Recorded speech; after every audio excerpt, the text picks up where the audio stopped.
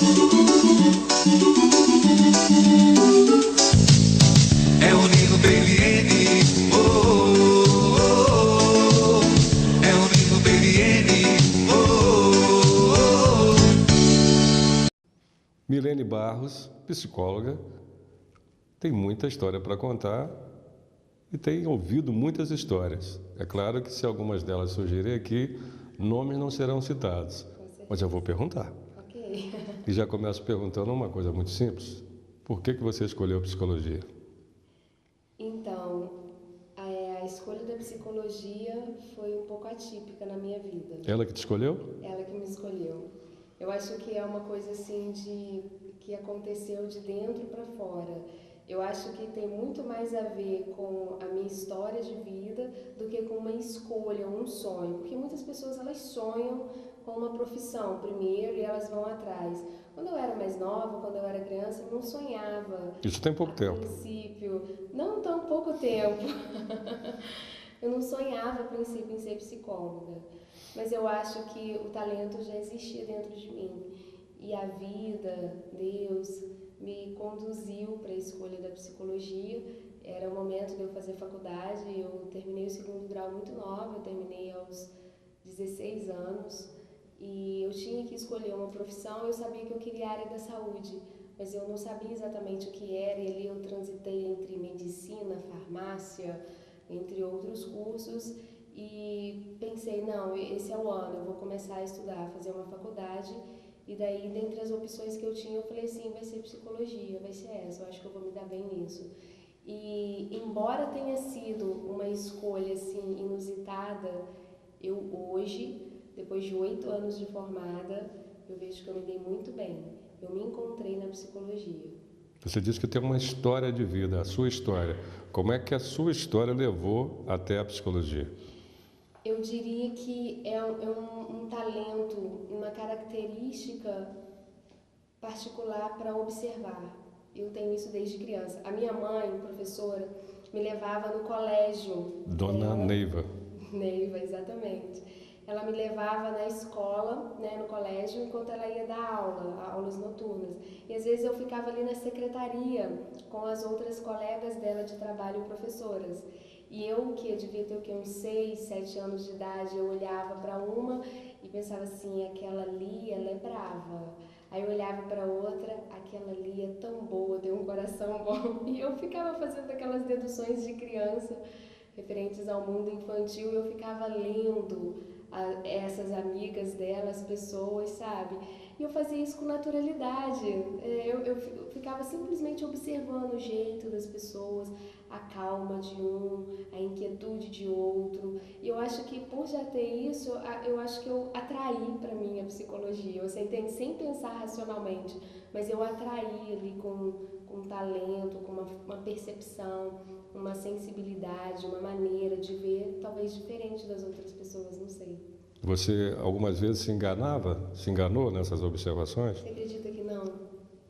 Nessas observações, essas a princípio assim, que eu fiz, eu não me enganava. Sou muito observadora, e como eu disse, isso vem desde a infância. Isso não me intimida, pode me observar à vontade que eu também...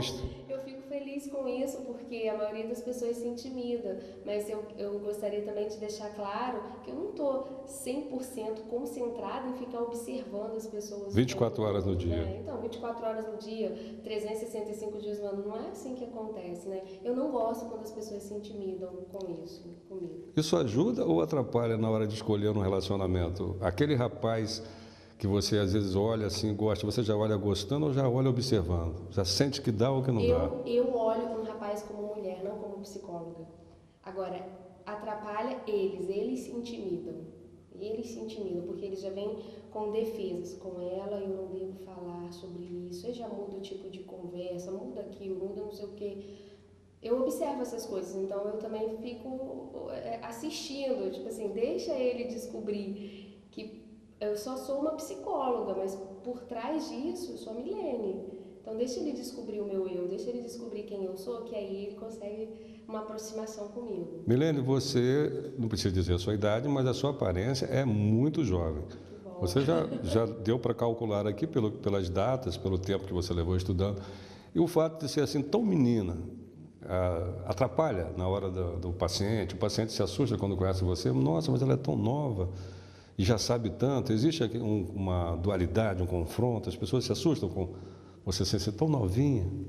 Não, no início eu sentia. Na verdade, você sai da faculdade, né? Comigo aconteceu isso. Eu saí da faculdade e pensei, nossa, eu tenho uma cara de muito mais nova e como que as pessoas vão perceber isso em mim, né? Mas não, eu vejo que a mentalidade, o entendimento das pessoas tem mudado a respeito disso. Eles entendem, fez uma formação, estudou, não importa se foi aos 20 e poucos, com 30, com 40, eles já reconhecem em você um saber. Então eu não tenho visto, atualmente eu não tenho visto não. Assim, na minha história como profissional, eu diria que eu me recordo aqui umas 2 vezes apenas que alguém deu uma olhada de uma maneira assim, julgando ou querendo saber a respeito de idade, alguma coisa assim, mas não vejo mais, isso não acontece. Você falou que sempre gostou de analisar as pessoas, agora falou em julgar. De observar. Observar. O julgamento, ele é inevitável. O nosso erro é quando a gente fala. A gente olha, tudo é julgado. Se a gente não julgar, a gente até pode errar porque não julgou antes. Mas o maior erro de um julgamento sobre outra pessoa, isso serve para todos nós, principalmente nós que não somos profissionais da sua área. Quando a gente julga e fala é que a gente está errando, não é?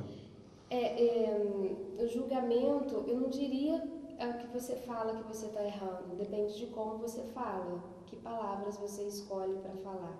Eu acho que quando a gente fala a respeito de alguém, a respeito de algo, um julgamento, você tem que ser muito cauteloso em dizer essa é a minha impressão, essa é a minha opinião, ou eu estou falando isso, mas eu não tenho respaldo para isso, eu olhei e achei.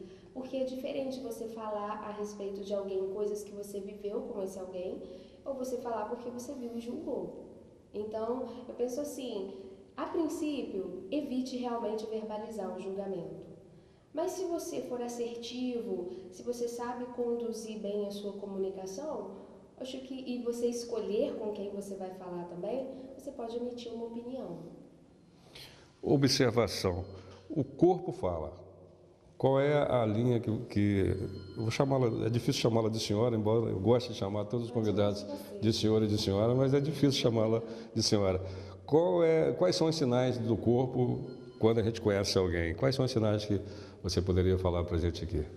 Você está falando um casal, você se refere a um casal se conhecendo? É um lado sempre mais... No interesse, um casal no interesse? Pode ser, vamos situar então. Um homem, quando conhece uma mulher, quais são os sinais que eles emitem, antes de saber até que estão interessados, e depois a gente pode entrar isso para o lado profissional. Mas quando há um encontro, homem e mulher. O homem, ele levanta mais aqui assim... Se empina. O tronco, ele se empina mais, ele Vou tentar fazer aqui o que você fala. pescoço, entendeu? A mulher, e o olhar é tudo.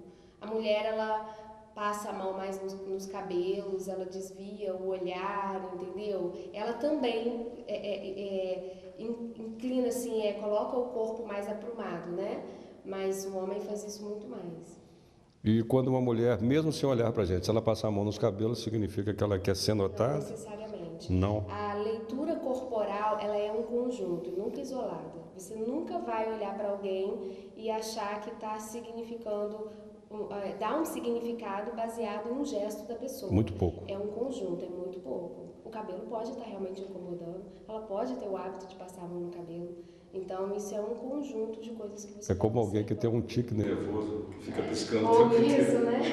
Quem olha a primeira vez acha que está fino, depois nada a ver. Então, a leitura corporal, é importante deixar isso para as pessoas, né? Ela é sempre um conjunto, você nunca vai fazer uma leitura baseada em uma atitude apenas. Profissionalmente, na hora de uma entrevista, qual é a dica que você dá para que o candidato ou a candidata se comporte, convença que ela é uma pessoa boa de ser contratada? Engraçado que eu tenho esse texto num blog que eu Pode divulgar. digito aí, é o divanaweb.blogspot.com e eu dou lá algumas dicas sobre como se comportar numa entrevista. E por ser psicóloga do Detran, essa situação eu vivo todos os dias. Porque eu entrevisto as pessoas, né, ali para tirarem carteira. São 2 momentos, um momento de entrevista individual e um momento de avaliação psicológica, que é a aplicação de testes. Então, essa experiência durante anos me fez observar as pessoas, elas não sabem se comportar numa situação de entrevista. O que geralmente é normal, é uma situação estranha, é um confrontamento. Você e eu aqui, há um confronto, entendeu? Você me faz perguntas, você me confronta. A reação da pessoa é realmente, a princípio, se defender. Mas ainda assim, tendo essa parte compreensiva, a gente tem meios de poder ter uma melhor postura. Então, eu sempre sugiro a pessoa olhar nos olhos, procurar evitar desviar os olhares em volta, ter uma postura correta na frente da pessoa, evitar falar não sei, sabe? Quando você está numa entrevista, se for de emprego, por exemplo, ainda que você não saiba, diga, eu ainda não pensei a respeito, mas elabora uma resposta ali, entendeu? Um sorriso entre uma pergunta e outra que te fizerem também.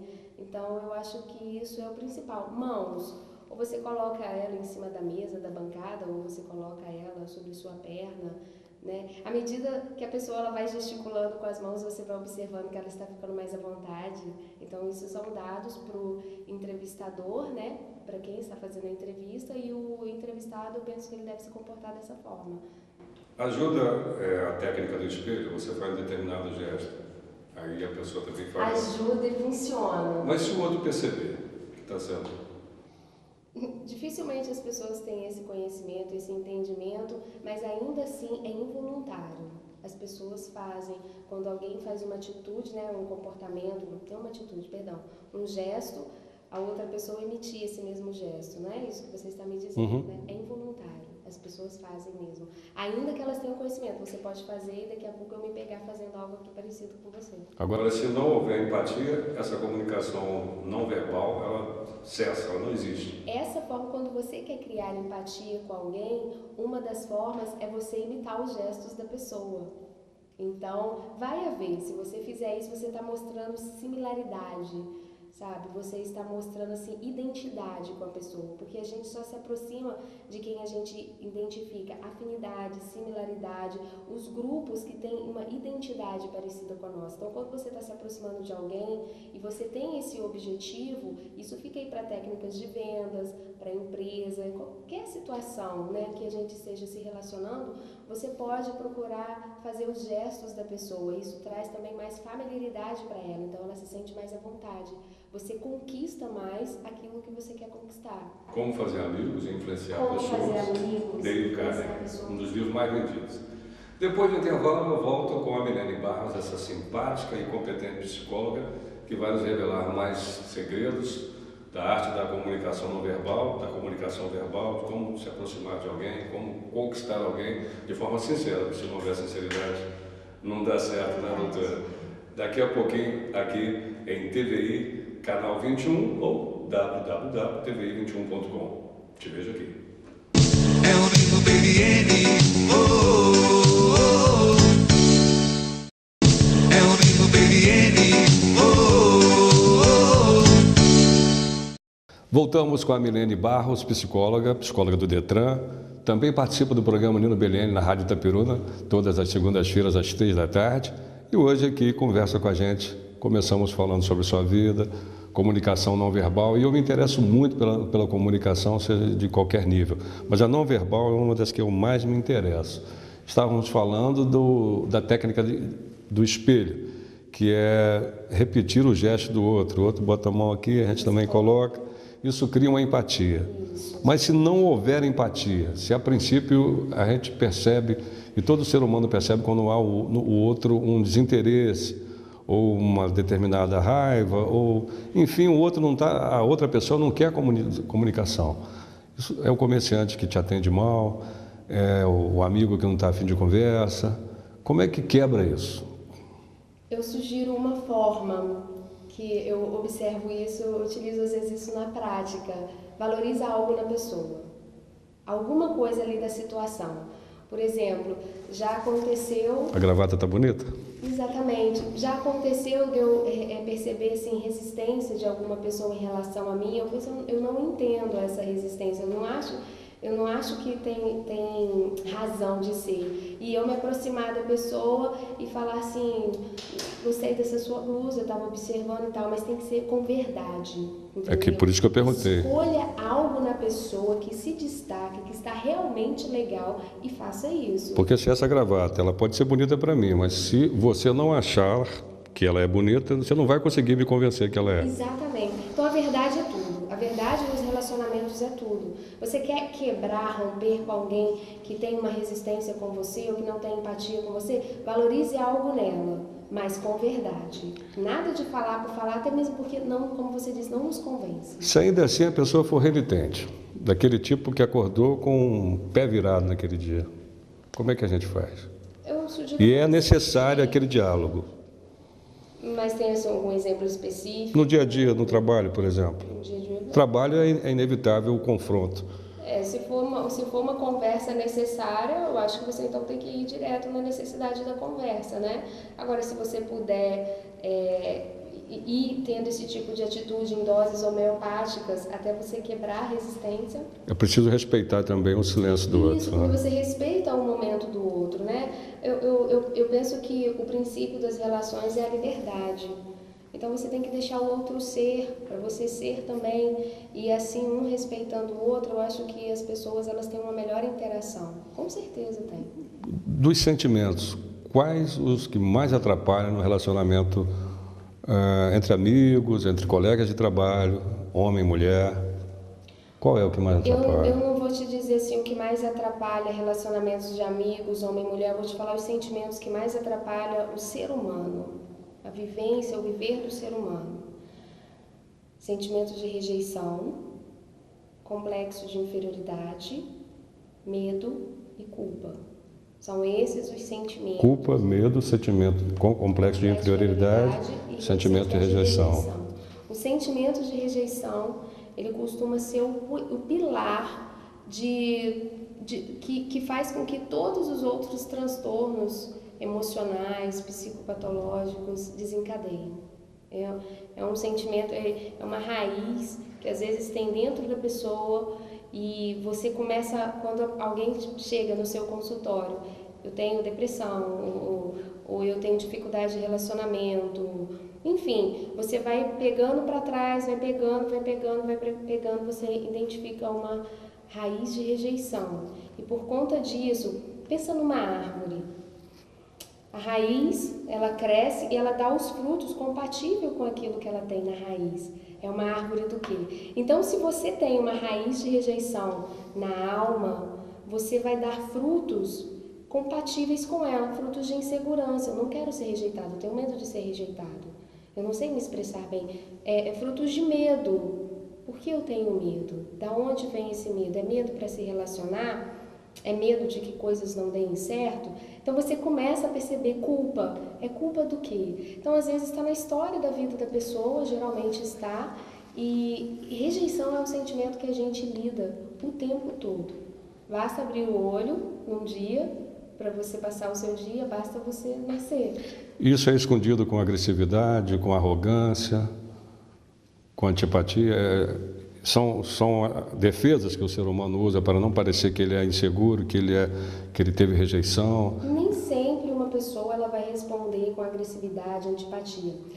Cada uma das pessoas reage de uma maneira diferente, né, com relação às vezes ao mesmo sentimento. Então pode ser que a pessoa esteja camuflando um sentimento de rejeição através da agressividade. Ela não quer se mostrar, ela esconde a fragilidade dela. Mas assim pode ser que não, a pessoa ela demonstra realmente uma fragilidade. E aí fica carente demais. A fragilidade e aí porque ela está escondendo um sentimento de rejeição. Mas eu queria também dizer que poucas pessoas têm noção disso. O autoconhecimento do ser humano, ele ainda é muito pouco, sabe? Fica parecendo sempre assunto de psicólogo, coisinha de livro, entendeu? As pessoas elas não têm consciência da importância que é o autoconhecimento. E como é que pode fazer esse autoconhecimento, buscar esse autoconhecimento? Acho que primeiro a pessoa tem que se observar. Ela tem que se observar. Eu estou pensando isso? Por que eu penso isso? Por que eu sinto isso nessas situações? O que está acontecendo comigo? Eu acho que o primeiro critério é você se observar. Porque vai ter um momento em que você consegue sozinho. Você vai, foi por causa disso, que tipos de pensamento eu tenho tido, como as pessoas, qual é o retorno que as pessoas me dão das minhas atitudes, que feedback eu estou recebendo. Então as pessoas elas têm que se observarem, se analisar, sabe? Eu costumo dizer que o psicólogo, até mesmo você falou aí no início, a gente conversou sobre essa característica minha de observação que eu tenho desde a infância, mas eu costumo dizer que depois de psicólogo, a primeira pessoa que eu mais avalio sou eu mesma. Então, essa capacidade da pessoa de se observar, de ter uma inteligência, que é o que a gente chama de inteligência intrapessoal, é você se notar. E todo tipo de inteligência ela pode ser desenvolvida. Não tem isso, eu nasci desse jeito, eu só tenho essa característica, essa qualidade. Não, você pode desenvolver habilidades, você pode desenvolver tipos de inteligência de acordo com alguns autores aí conceituam. Ser autor da própria história, é o Cury que fala isso, né? O Augusto Cury, Augusto outros Cury. também falam. Em relacionamentos, isso acontece muito. A pessoa erra o primeiro, erra o segundo, vai errando sempre e começa a culpar o outro. Olhar para dentro de si mesmo e descobrir qual a razão de tantos relacionamentos darem errado é a saída. É essa autoanálise que a senhora está falando. Você tem que Você pensar está falando. assim, o que está acontecendo comigo que isso não flui? O que eu estou fazendo? Em que eu estou errando? A gente não pode só responsabilizar o outro, porque em termos de relacionamento, por mais que você faça às vezes tudo certo, que você esteja se corrigindo, se melhorando como pessoa, pode não dar certo. Por quê? É 50% cada um. Você vai fazer os seus 50% que te compete. Ninguém pode fazer 60, 80. Cabe ao outro fazer. Para dar certo, só se alguém aí estiver abrindo mão, cedendo muito, aí tem que ver até onde essa pessoa tolera abrir mão, né? Então, assim, você observa nesse aspecto em relacionamentos, esses sentimentos, essas emoções. Então, se está se repetindo algo acontecendo na sua vida, aliás, eu não diria só em relacionamento.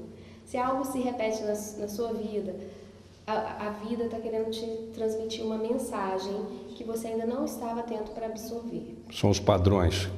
A pessoa estabelece padrões, aceita aqueles padrões como normais e vai batendo cabeça, não para se estudar. Tem que parar para pensar. Eu vi uma entrevista uma vez, aquilo me chamou muita atenção, aquilo serviu para minha vida, porque tem pessoas que têm falas terapêuticas, né? Às vezes você não precisa ir no psicólogo, você tem uma pessoa, conversa com uma pessoa e ela fala uma coisa que te abre um leque assim de entendimento, sabe, para aquilo que você está passando no momento. E às vezes não, para a vida mesmo, que foi o que aconteceu. Eu vi uma entrevista de um rapaz que ele teve câncer, ele era jornalista e tal, teve câncer, parou 1 ano da vida dele, foi uma coisa assim muito forte mesmo, ficou 1 ano internado. Você imagina que é ficar 1 ano no hospital, Natal, Ano Novo, separar sua vida, tudo, tá tudo parado. Dá para imaginar. Depois de 1 ano, dá para imaginar? Depois de 1 ano, ele conseguiu, se não me engano, era leucemia. Ele conseguiu um doador de medula, que é uma coisa super difícil, né? E ele, tudo bem, melhorou, aí foi para passar por aquela adaptação, né? Voltou para casa, o corpo se readaptando, né? Toda uma adaptação. Passado novamente 1 ano, depois da cura, vamos dizer assim, ele apareceu um câncer novamente. Aí, um cara super bem-humorado, uma sacada gigante, ele estava fazendo essa matéria, né? Fizeram com ele. Ele vai, ele olha para a câmera e fala assim: eu preciso aprender o que a vida está querendo me dizer com isso. Porque o segundo, depois de toda essa luta, não é normal. A vida está querendo me ensinar alguma coisa e eu vou aprender. E eu fiquei chocada quando eu ouvi aquilo, eu no meu sofá da minha casa, ouvindo aquilo, eu falei assim, cara, ele não é normal. Que bom que ele tem essa visão. E aquilo me ensinou. Lamento muito, assim, não ter, assim, memorizado o nome dele, né? Porque pessoas, assim, elas merecem ser lembradas, né? Porque uma pessoa que eu nunca vi na vida, eu estava ali assistindo televisão, me transmitiu uma mensagem com aquela fala dele que eu trago hoje para minha vida. Quando algo está se repetindo, alguma coisa não está fluindo, eu sempre penso, o que eu estou fazendo? O que eu estou fazendo que eu estou impedindo o fluir disso? Então, eu acho que isso é autoconhecimento, né? Voltando ao que a gente estava falando antes, as pessoas, elas têm que desenvolver essa autopercepção, esse autoconhecimento, essa inteligência intrapessoal. Por que essa mania, então, de ficar culpando o outro? O outro é sempre culpado de tudo. Deu errado no trabalho, a culpa foi de fulano. Deu errado no casamento, a culpa foi de Beltrano. Cicrano, Beltrano e fulano é o trio que leva pancada. O outro é sempre o culpado. Por que tanta dificuldade em admitir que o errado sou eu, que o errado é você? Dói admitir que o errado sou eu. Mas depois da primeira vez, Dói não tanto, né? admitir que não deu certo por causa de você mesmo. Dói admitir que... Mas quando admite, melhora? Quando admite, você cresce. Quando você... Gente, aceitação é tudo na vida, tudo. Quando você aceita, você abre várias opções à sua frente. Quando você aceita, você se transforma. Quando você aceita situações, você não esperneia, você não fica mais negando, você não fica mais não aceitando aquilo. Quando você se coloca na postura, ok, está acontecendo, já aconteceu. E você aceita isso. Aliás, quando você se aceita, aceitação é tudo. É quando você tem consciência, e agora eu posso melhorar. Aí você muda, você muda a situação, você transforma a si mesmo. Então eu vejo que a aceitação é tudo na vida. Milene Barros, faltou perguntar o que para fechar a nossa conversa? O que eu deixei de falar que você gostaria de falar? De observar, de provocar, mas que você tem 1 minuto para falar agora. Eu vou falar então a minha opinião assim, sobre mudanças, sobre comportamento, sobre estilo de vida, sobre ser um ser humano melhor. Existem 3 palavras que, se a gente colocar em prática, porque palavras soltas são muito bonitas, então eu gosto de frisar isso. Se a gente colocar em prática, a gente tem uma vida melhor. É o seguinte: amor, gratidão e bom humor. A vida precisa Essas disso. palavras fazem até barulho, causam até impacto, né? Não é? Amor, bom humor, gratidão. Gratidão. A vida precisa disso, nós precisamos disso. E a partir do momento que a gente se empenha, eu vou viver com mais amor, eu vou demonstrar mais amor ao próximo, eu vou procurar ser mais alegre apesar das situações e apesar das dificuldades e apesar do que eu tenha que superar ou apesar dos obstáculos, eu ainda tenho muito mais a agradecer. Gente, isso é tudo, isso é tudo. Isso é tudo, mas você vai ter que voltar um dia aqui para a gente continuar essa conversa bonita com Milene Barros, psicóloga, uma pessoa sábia, tão jovem e de uma tremenda sabedoria. Eu que agradeço. Quem agradece. Obrigada pela oportunidade, pelo convite de estar aqui, foi um prazer. A TVI agradece, quem está assistindo agradece também. Vamos ter um novo encontro aqui. Sim, com certeza. Te vejo aqui, Milene, TVI. Tá bom. Valeu, até o próximo episódio do programa Nino Belliene.